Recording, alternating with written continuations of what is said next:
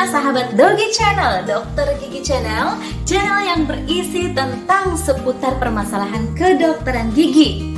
Terima kasih sudah subscribe channel ini karena itu berarti membantu perkembangan channel ini. Dan saat ini kita akan membahas tentang pentingnya merawat kesehatan gigi dan mulut pada anak-anak. Kesehatan gigi susu masih dipandang enteng atau dianggap sebelah mata atau dianggap remeh oleh kebanyakan orang tua. Banyak orang tua berpikir, ini kan cuma gigi susu, cuma gigi sulung, nanti juga akan copot dengan sendirinya dan akan digantikan dengan gigi permanen atau gigi tetap pada saat anak sudah bertambah usianya. Dan biasanya kadang-kadang, dok, kenapa sih gigi susu anak saya ini harus dirawat? Biarkan aja seperti ini, biarkan aja bolong, nggak apa-apa, nanti juga akan digantikan, copot sendiri, digantikan dengan gigi tetapnya. Nah, banyak para orang tua bertanya seperti itu ya. Dan perlu digarisbawahi bahwa pemikiran seperti ini itu tidaklah benar. Jadi gigi susu atau gigi sulung pada anak itu juga kita perlu untuk menjaga kesehatannya. Alasan-alasannya kenapa? Yang pertama, gigi susu itu digunakan untuk mengunyah makanan ya. Mau gigi susu, mau gigi permanen, mau anak-anak atau orang dewasa, kita membutuhkan gigi untuk mengunyah makanan ya.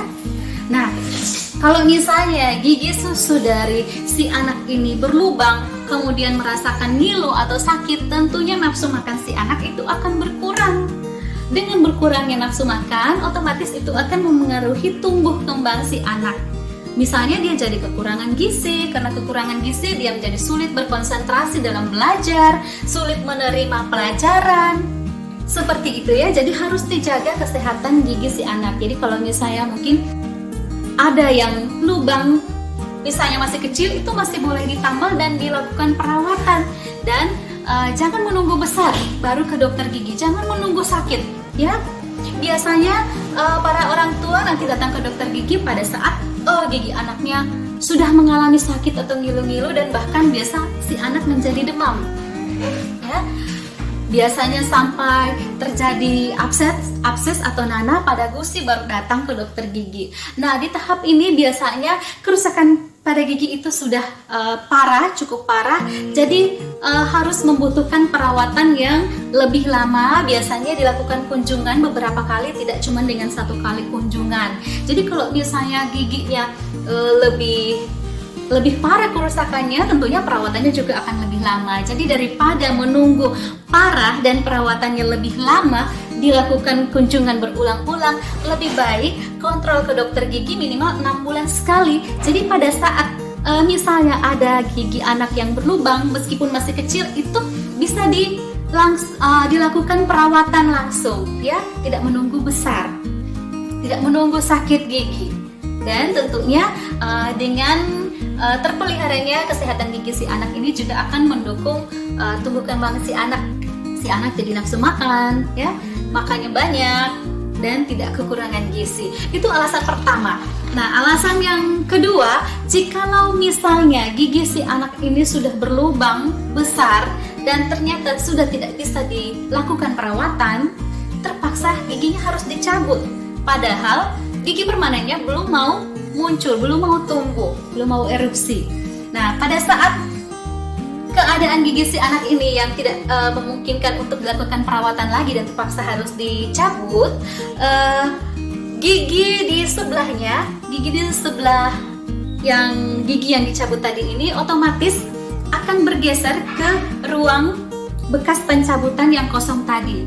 Nah, ketika gigi permanennya hendak erupsi atau hendak muncul ke permukaan, itu sudah tidak cukup ruang lagi, karena ruang yang kosong tadi, bekas pencabutan tadi, itu diisi oleh gigi sebelahnya, gigi tetangganya. Jadi pada saat mau erupsi nanti gigi tetap, gigi permanennya, itu sudah tidak cukup lagi ruangannya. Karena tidak cukup ruangannya, gigi bisa susunannya tidak beraturan, bisa ke arah pipi, bisa ke arah dalam. Itu yang biasa orang tua bilang gingsul, gigi saya gingsul ya. Itu bisa mengakibatkan hal-hal seperti itu karena kekurangan ruang. Jadi akhirnya giginya bertumpuk, tidak beraturan. Nah, itu alasan yang kedua mengapa gigi susu atau gigi sulung atau gigi desidui, istilah dalam kedokteran gigi, itu harus dirawat, dijaga kesehatannya. Jangan cuman ini kan gigi susu nggak penting ya. Jangan beranggapan seperti itu. Itu adalah hal yang salah, pola pikir yang salah. Jadi kita harus rubah dari sekarang. Nah, yang berikutnya, ketika gigi rusak itu biasanya warnanya hitam atau coklat ya. Kalau mungkin gigi belakang kan tidak kelihatan. Kecuali kalau ngomong besar, itu baru kelihatan ya. Tapi kalau misalnya gigi mukanya warnanya coklat atau warnanya hitam. Kemudian si anak misalnya pergi bermain dengan teman-temannya, pergi sekolah. Biasanya di sekolah si anak menerima ejekan dari teman-temannya. Dibilang, si gigi hitam, si gigi coklat. Kan anaknya jadi malu ya. Nah, kalau anaknya malu tentunya mempengaruhi psikologis dari si anak. Anaknya jadi malu, jadi minder, malas ke sekolah karena diejek sama teman-temannya terus tiap hari. Nah, itu juga akan mempengaruhi prestasi belajar si anak, psikologi si anak. Seperti itu. Kemudian kalau gigi depannya rusak, biasanya kan bolong, itu tidak menutup semua ruangannya. Jadi kalau misalnya ngomong huruf tertentu, mendesis seperti itu, biasanya agak kesulitan untuk melakukan atau mengucapkan huruf-huruf tertentu. Nah, itu dia alasan-alasan kenapa gigi susu atau gigi sulung itu harus kita jaga kesehatannya. Dan di sini peran dari orang tua itu sangat penting karena biasanya si anak belum terlalu ngerti ya tentang kesehatan gigi. Dan ini para orang tua perlu kita rubah pola pikirnya supaya bisa menjaga kesehatan gigi si anak, mengajarkan sedari dini kepada si anak bagaimana caranya untuk menjaga kesehatan gigi si anak. Contohnya dengan mengajarkan si anak untuk menyikat gigi yang benar ya. Dan Tuhan. Nah, di sini peran orang tua dalam menjaga atau memelihara kesehatan gigi dan mulut si anak itu sangat penting. Orang tua harus mengajarkan sejak dini anak-anaknya bagaimana cara merawat atau menjaga kesehatan gigi dan mulut dari anak-anak. Misalnya saja dengan mengajarkan si anak untuk menyikat gigi minimal 2 kali sehari pada saat pagi hari sesudah sarapan dan malam hari sebelum tidur. Kemudian kita batasi juga konsumsi makanan atau diet yang manis-manis ya. Misalnya gula-gula, permen, coklat, ice cream, itu semua perlu dibatasi. Kita tidak melarang si anak untuk tidak makan sama sekali. Boleh-boleh saja sekali-sekali ya.